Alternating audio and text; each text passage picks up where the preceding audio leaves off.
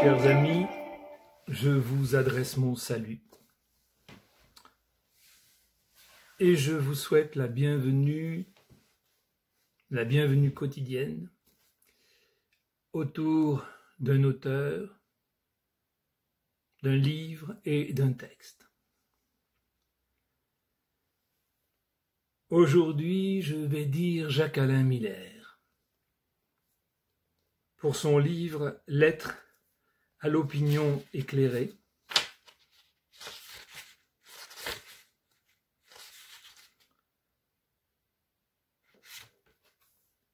qui est édité aux éditions du Seuil. Je vais dire l'avant-propos. J'aurai peut-être l'occasion, dans les jours à venir, de lire une ou deux lettres à l'opinion éclairée. Avant-propos, donc, des lettres à l'opinion éclairée. Si une étincelle suffit à mettre le feu à toute la plaine, si les ailes du papillon, lequel, demanderait Nabokov, déclenche la tempête, si la piqûre de l'insecte réveille le lion qui bondit, une fois, dit Freud, rien qu'une fois, c'est que toute causalité n'est pas linéaire. Contrairement à l'axiome classique, il n'y a pas toujours proportion entre les faits et la cause. Sinon, la psychanalyse est impraticable. Vous faites des séances interminables, vous assiégez votre patient, il vous envahit, vous vous défendez, vous ne pensez plus qu'à vous-même, le contre-transfert. Vous croyez que c'est vous qui déplacez les montagnes. Mais non! Lacan disait qu'une interprétation dont on comprend comment elle opère n'est pas une interprétation analytique. Un analyste sait cela. Il suffira, le moment venu, d'un rien, d'un petit coup de pelle, et une montagne, puis une autre, disparaîtront comme par enchantement. Dans l'apologue chinois, les anges du ciel, émus par le courage du petit Yukong, viennent à son aide, déplacent les montagnes pour lui. Dans la version de Mao, Yukong est le parti communiste, et le peuple joue le rôle du ciel. On se souvient que la bande de va-nu-pieds qu'il commandait conquit en effet la Chine. Freud, lui, tout comme Kant dans la mégère de Juvénal, se reconnaît dans la sauvage, indomptée épouse de Jupin.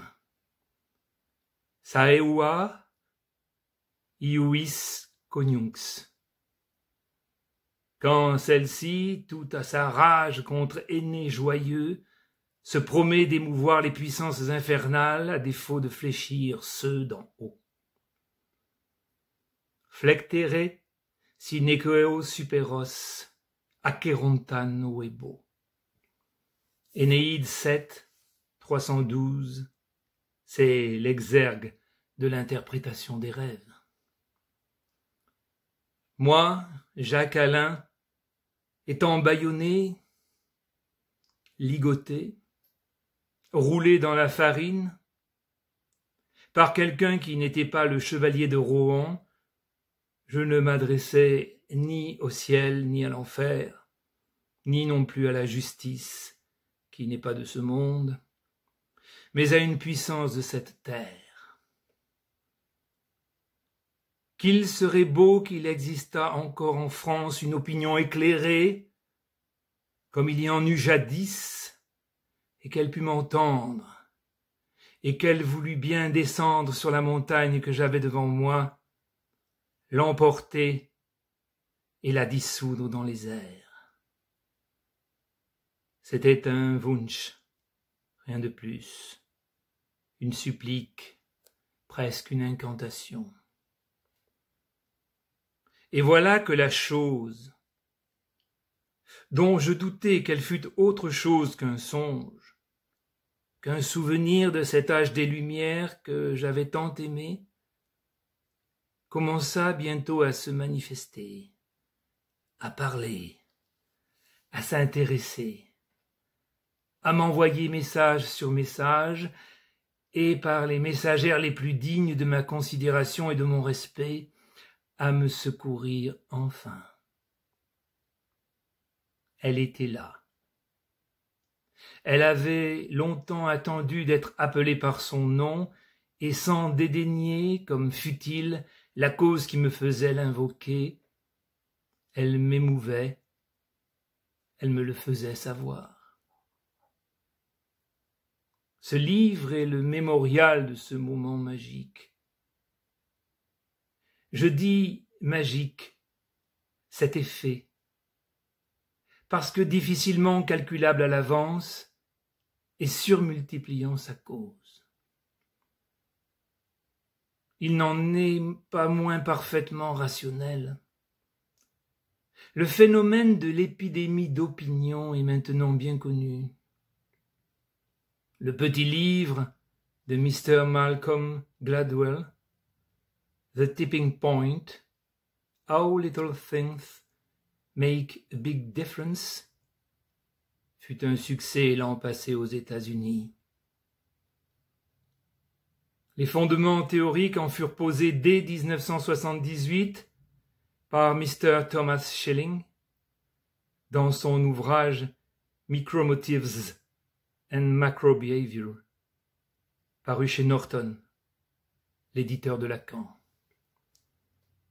Mon épidémie, à moi, n'a pas dépassé le premier stade. Elle a touché les few, peut-être décisifs qu'elle visait.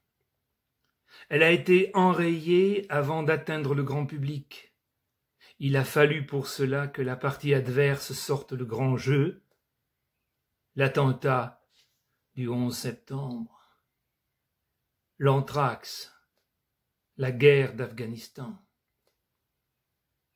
Ah, qu'il serait beau d'être paranoïaque et d'imputer tout le grabuge à une manœuvre de diversion de mon monsieur Denis.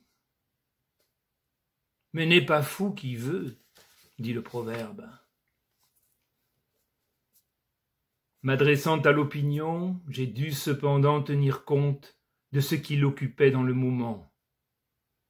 Là est le piège de l'adresse que j'ai choisie. Aussi trouverez-vous dans ces pages quelques réflexions inspirées par la surprise terroriste de septembre.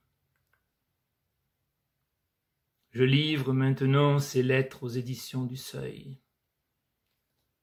Leur recueil, je le dédie à celles qui m'ont écrit, qui firent parler pour moi la chose du bon secours. Il y eut quelques hommes aussi pour être juste. Je n'oublie pas non plus les libraires qui accueillirent gentiment ces lettres sorties de nulle part, tirées sur mon iMac, imprimées au coin de la rue, portées chez eux par un réseau d'amis. Je ne sens pas cette veine épuisée en moi. J'écrirai encore de ces lettres, quand elles m'instruiront à les écrire, et que vous ne me direz pas que vous en êtes lassé. Paris, le 5 novembre 2001. Je vous remercie.